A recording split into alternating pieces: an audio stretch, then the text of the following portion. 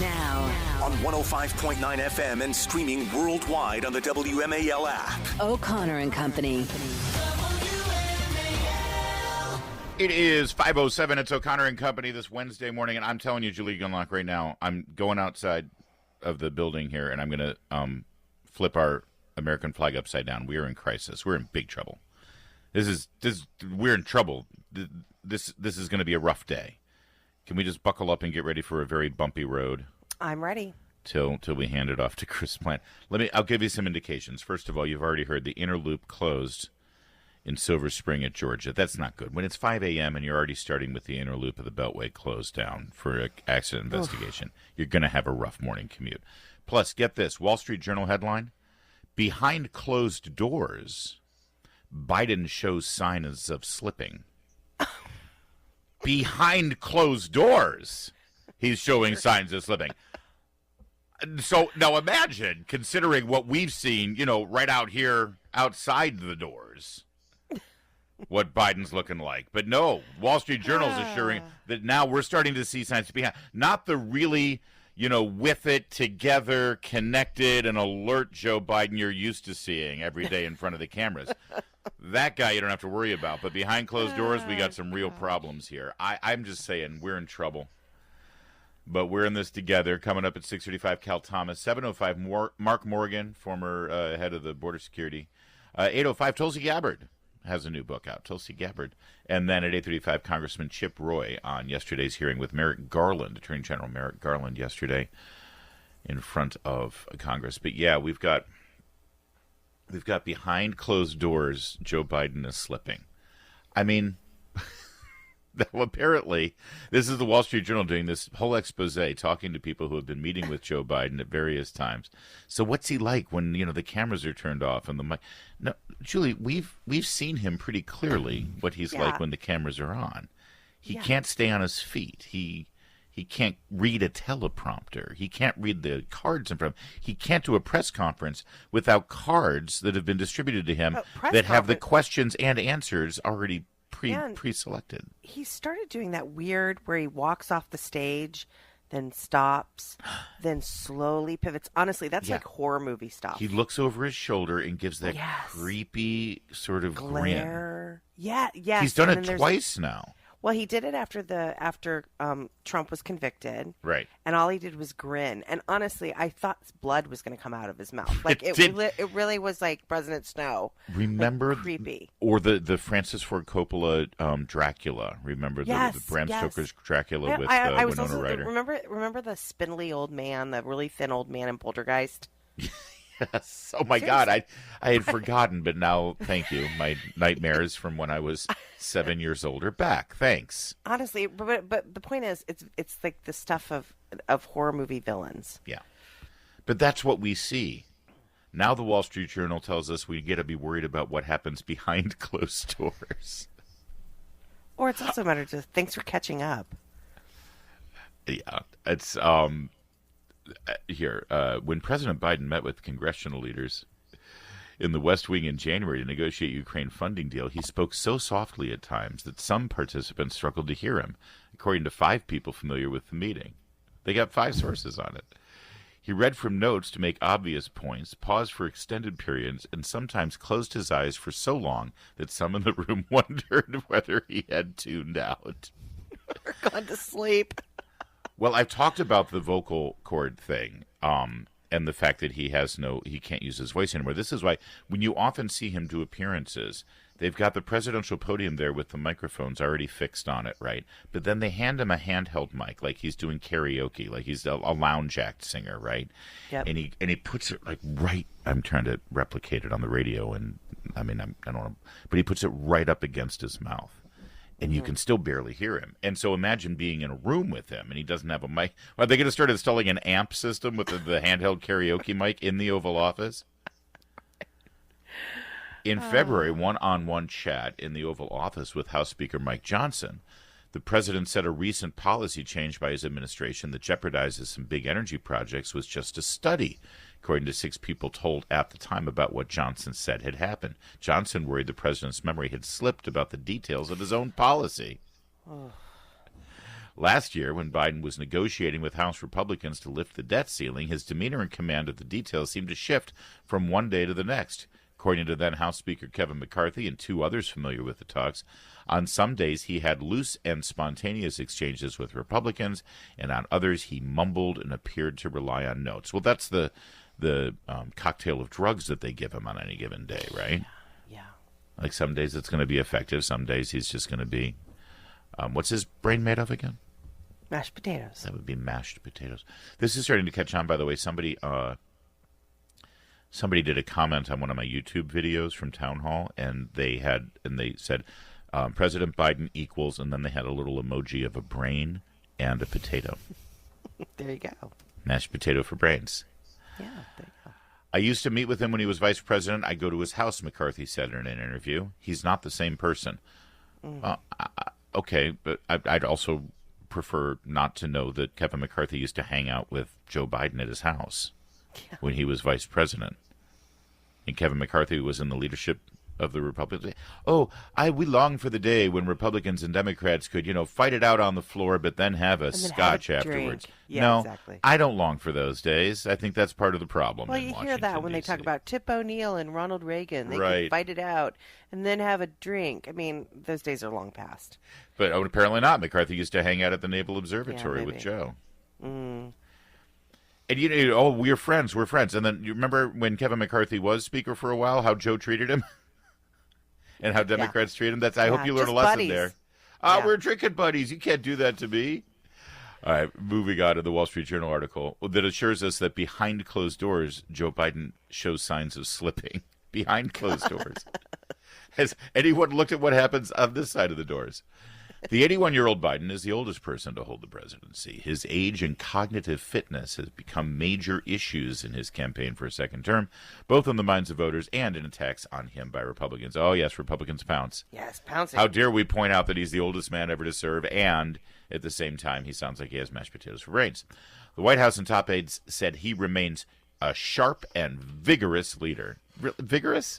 Right. Some who have worked with him, however, including Democrats and some who have known him back to his time as vice president, describe a president who appears slower now, someone who has both good moments and bad moments. Is this what it's like now in the White House? When people come up to show up for their first of the day early morning meeting at 11 with Joe Biden, do they pass the secretary's desk and say, well, are we having a good day or are we having a bad day today? Wait, let me adjust your bib. That's right. This is where we are. And he's just sitting there watching cartoons all Every day. time I read things like this, Larry, I can't help but think, 10, 20 years in the future, how the biographies, will come out. Oh, yes. And the memoirs, and these won't be the first round of memoirs, like in a year about how great everything was. These will be the real memoirs where people say how chaotic it was in the White House, how worried everyone is that the secret would get out, Right. And I think about how we're going to sit there in our nursing homes reading reading these books going, see, we were right. They all were lying to us. That's correct. Well, just remember, we were on top of it long before anybody else did. I repeat it often, but you do need to get the trademark on it, Julie Gunlock, that Joe Biden has mashed potatoes for brains. It is 5:15. WMAL. Making sense of the news. Live. From the Home Paramount Pest Control Studios. Home Paramount, the leader in pest control since 1939. WMAL. Making sense of the economy because it's your money and your retirement. Download the WMAL app to stream us for free. Continuing in this Wall Street Journal article about how behind closed doors Joe Biden appears to be slipping. They put a good face on, Julie, when the cameras are on and when everybody's watching. They do everything they can to make him look his very best. So what you're seeing right now on television when Joe Biden makes a public appearance is the absolute best you're ever going to see from this guy.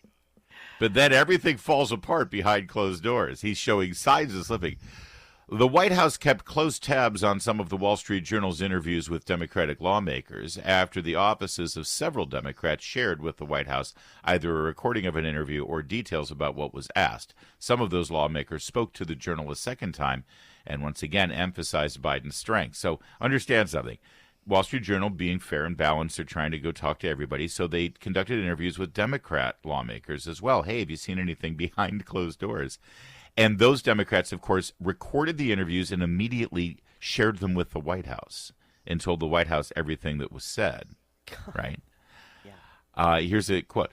Quote, they just, said that I should give you a call back, said Representative Gregory Meeks, a New York Democrat, referring to the White House. So in other words, the White House hears the recording that Gregory Meeks, congressman from New York, gave to the Wall Street Journal, and then the White House said, you better call them back and give them a better message, a better answer. So they're doing damage control, trying to push these Democrats to go do a cleanup on aisle 3 after talking to the Wall Street Journal. That is just incredible and not surprising at all that they're covering for him. White House spokesman said, quote, we thought it was important that all perspectives be represented to correct what he said were false and politically motivated claims. Wait a minute. These were Democrats. So can I paint this out for you?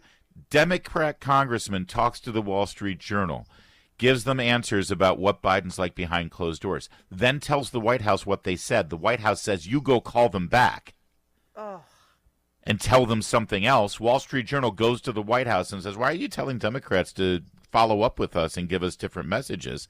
And the White House spokesman says, we thought it was important that all perspectives be represented to correct what he said were false and politically motivated claims from Democrats. Wow. From Democrats. It is amazing when you think the control this party. I mean, we talk about it on the right all the time. How disciplined they are, and how they never get off message, and they circle the wagons, and they're very skilled at that one message. This is a perfect example of that. Yeah. The willingness of this congressman to be like, oh, sorry, I stepped out of line. Fascinating. Can I just point out to everybody, this is June of 2024, in the middle of his reelection campaign. He's 81 years old. We've all seen what he does in public. And we're being told now by the Wall Street Journal that behind closed doors, he's starting to show signs of slipping. Here was Joe Biden in 2019 during a Democrat debate for the nomination for president. So this is 5 years ago, before he was even nominated by the Democrats. No, look, demonizing wealth people. What I talked about is how you get things done. And the way to get things done is take a look at the tax code right now. The idea, we have to start rewarding work, not just wealth. I would eliminate the capital gains tax. I would raise the capital gains tax to the highest rate of 39.5%. I would double it. Because guess what? Why in God's name should someone who's clipping coupons in the stock market in fact, pay a lower tax rate than someone who, in fact, is, like I said, a school teacher and a firefighter? Did you follow that? I would eliminate the capital gains tax. No, wait, what I mean is I'm going to raise it to its highest level, 39.5%, which, by the way, it's been higher than that. Because why on earth should somebody who's clipping coupons on Wall Street... On the stock market. At the stock market... But Larry, wait, there's something else that's really how remarkable. He was before he even got the nomination. I know. He makes no sense. He's an idiot, okay? But what is remarkable about that clip is the sound of his voice. Yeah. And the enunciation. Yes. I mean, if he were to say that today, of course, it's similarly stupid, okay? Yeah. But if you were to say... Oh, no, you wouldn't be able to understand every third word. And you're right, it would be barely audible. And there'd be no enunciation. The thing that is lost in his speech is the ability to say consonants. That's what I've noticed. Wow, it's just the sound of his voice that's changed so much. He wants 5 more years, my friends. Yeah, I know. 5 more years. It's 5:23. Now on 105.9 FM and streaming worldwide on the WMAL app. O'Connor and Company. It's 5:37 on this beautiful Wednesday morning, although it's going to get rainy. But it's still beautiful. It's beautiful to be alive, knowing that our president is starting to show signs of slipping behind closed doors. And you'd never know from his public appearances. Coming up at 6:35, Cal Thomas will join us. 7:05, Mark Morgan, who used to keep our border secure during the last administration. 8:05, Tulsi Gabbard's got a new book. And then at 8:35, Representative Chip Roy of Texas. It's Larry O'Connor with Julie Gunlock. Sorry, Julie, I'm just obsessed with that headline. Behind closed doors, Joe Biden shows signs of slipping. Behind closed doors. All right, well, we've got a new theme song for the National Football League. Let's hear it. Yeah.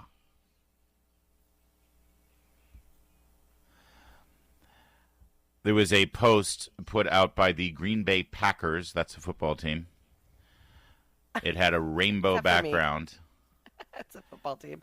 And it said that football is for everyone. And obviously a hat tip to Pride Month. It says football is for everyone. And then they put the little rainbow flag in their message as well. The little emoji. You know, the rainbow flag emoji, you got to like that. It's not quite as gay as the Ukrainian flag, but it's right up there. So that is it's the official message from the NFL football team, the Green Bay Packers. Oh. It's the Packers. Larry, stop. Celebrating Pride Month. Now, on the other side of the equation, though. Yeah, this is a very good sign. There are 11 NFL teams so far who've said, yeah, include us out of the NFL Pride Month. They chose not to tweet or acknowledge Pride Month. This is very... Although strangely, but the Green Bay Packers are included in this list, so I'm not quite sure about this story. It doesn't make much sense to me because, I mean, that's clearly a Pride message. It says football is for everyone. It's got a rainbow background to it. This is from Outkick. I guess that's subtle. I guess they didn't put out the whole explicit message. You know, like they don't have their mascot dressed up in leather. Yeah. But it says the Pittsburgh Steelers, Cleveland Browns, Cincinnati Bengals, Tennessee Titans, Kansas City Chiefs, Denver Broncos, Dallas Cowboys, Green Bay Packers, New Orleans Saints, and Atlanta Falcons. Well, now that begs the question: what about the Commanders? The Commanders have altered their logo. Have they? And they sure put out have. a tweet Look at that. saying, It's all Love rainbowy. wins. Come out for Capitol Pride DC Parade and Festival on June 8th through 9th to celebrate Pride. And then they have this little gay football. I'm sorry, a gay football? What Yeah. makes the football gay? Oh, there he is. Well, He is pretty gay. yes, He's waving the he is. trans flag. That is one gay football. Yes. It's a little football character with arms and legs, and like a Mickey Mouse arms and legs. Yeah, he's kind of cute, though. It's actually pretty innocent. Comparatively speaking, I suppose. Navy Special Warfare Command, the Navy SEALs. Oh, dear. They've put out on their official Facebook page a big banner in the rainbow again. NSW, that would be Naval Special Warfare. Dignity, service, respect, equality, pride. Naval Special Warfare. They just, honestly, this is the kind of thing where they're trying to be politically correct. They're trying to virtue signal. But this just conveys that they're focusing on things that don't matter, that are out of their wheelhouse. This is not important for our military to focus on this kind of thing. Go kill the enemy. If you like Yes. to sleep with men, have fun. Fine. Not really any of our No business. one cares. And one wonders, I mean, so because obviously we have a recruitment problem in the military right now, do they think that this helps? It's like, oh, I was afraid that the SEALs were, anti-gay. I'm not gay, don't get me wrong. But I don't want to join an organization that's anti-gay. But now that I know that the SEALs are really pro-sodomy, I'm jumping in. Right? Is that who they think they're appealing to? Or do they think that they don't have enough gay sailors? Because, I mean, it's the Navy, let's face it. That's the other big Village People song, right? I mean, it's and there's no doubt that, they don't make a secret of the fact that they are supportive of alternative lifestyles. My goodness, they pay for your transition if you want to change, so-called change genders. You can't ever really do that, but they'll pay for your sex change. If you want to pretend, if you want to surgically alter yourself to pretend like you were born otherwise. You want to mutilate yourself, they'll pay for it. I mean, I don't think this is any secret that they're supportive of this lifestyle. Julie, there's one service branch right now in the military that has met their recruitment goals. It's the United States Marine Corps. And you know what else I can say about the Marine Corps? If you go over to their page, you're not going to see this crap from them. They don't do this stuff.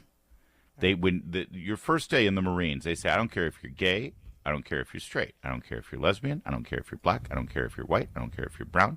I don't care if you're Muslim. I don't care if you're Christian. I don't care if you're Jewish. From this point forward, you're a Marine. That's all I care about. That's the only identity you need to worry about. Why is that so hard? Why do the Marines have to say that? And they're the ones meeting their numbers. The comment section, by the way, on the SEALs Facebook page is pretty amazing. This is a slap in the face for every special warfare operator that has put their lives on the line for our nation. Another one says, man, this woke bleep is like a cancer and needs to be handled and dealt with as a threat to national security. Gone way too far. This is the kind of thing that sorts people. It sorts people into categories, right? This sorting is what is so destructive. We see sorting during, whenever you take the American public and cut them into sections and celebrate one over the other. This sorting is what is destructive. We should be the United States of America. We should be one people. Yep. And this is the kind of stuff that divides people and celebrates differences.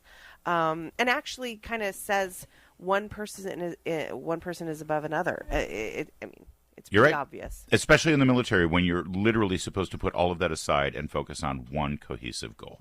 It's 5:43. All right, here's a bit of an update, on the latest in Israel as that nation continues to try to defend themselves. Joe Biden has given an interview to Time magazine. The transcript is out. Reading the transcript is a little mind-boggling because, as usual, he's all over the map. They must have really juiced him up. But some of the things that he said in this interview, especially this one question, he was asked about Benjamin Netanyahu. I'll just read the transcript. Here's the question. Some in Israel have suggested that Netanyahu is prolonging the war for his own political self-preservation. Do you believe that?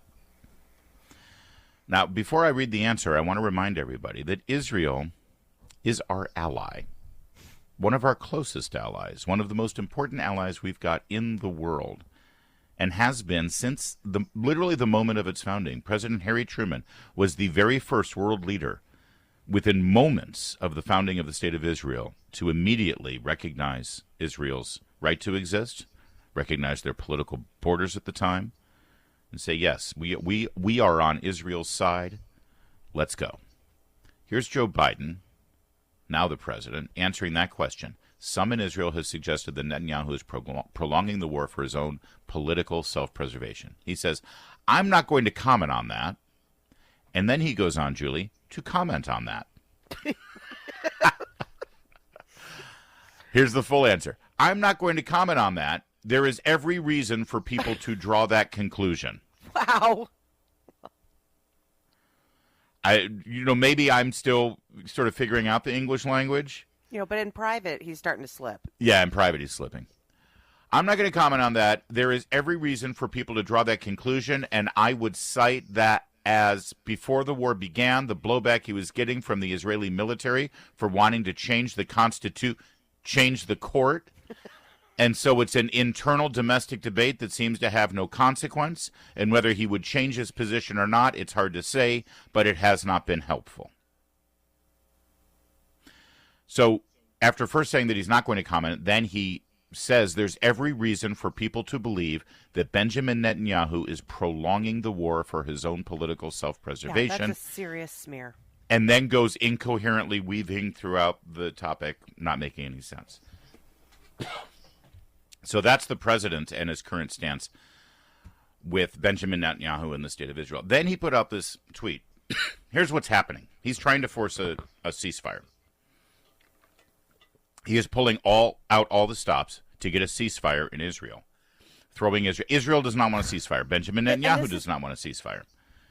And this is entirely, again, it's like the border. It's because the election's coming up. It's because of the election. To be able to say, there's peace in the Middle East. That's right. I engineered peace in the If were it not for me, there would be no peace in the Middle East. He will sacrifice those hostages that That's are right. left there. He does not care. He 100%. does not care about the security in the Middle East, does not care about the state of Israel. Now, let me just lay this, so he put out this post. We are working for a ceasefire and hostage deal that would allow the United States and our partners to begin the work to rebuild home schools and hospitals in Gaza.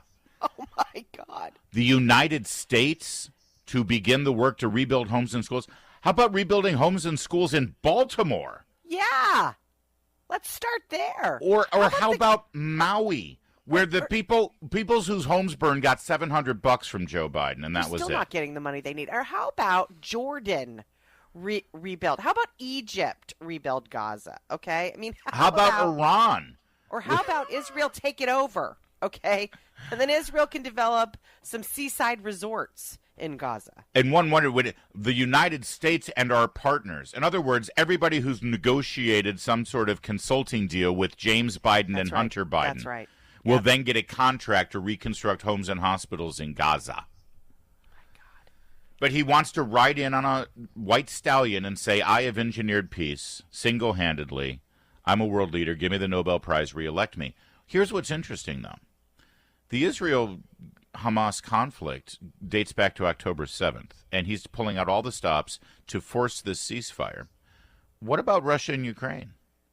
You even mentioned the notion of a ceasefire in Russia and Ukraine, and you are part of a Russian disinformation You're in Putin's plot. pocket. You're in Putin's pocket. Absolutely. That's right. That war, oh no, we're going to keep throwing hundreds of billions of dollars at that one. The last thing we want there is a ceasefire. Love it. Let me just, in my opinion, and I'm no international expert or anything, I'm just a Joe Schmo American voter who observes things and recognizes who the good guys and the bad guys are on the international stage. Seems to me that the only reasonable terms for a ceasefire against Hamas right now would be for Hamas to surrender and release all the hostages, or the remains of the hostages at this point. And they're not going to do that. And Hamas does not want a ceasefire. They're not interested. And any ceasefire they accept, that Joe Biden engineers, they will violate. How do I know that? Because that's exactly what they've done every single time for the last 15 years. This is an outrage that he is doing this under the guise of representing the American people. And then he slanders Benjamin Netanyahu, a man who is actually defending his country and knows a little bit more about warfare than Joe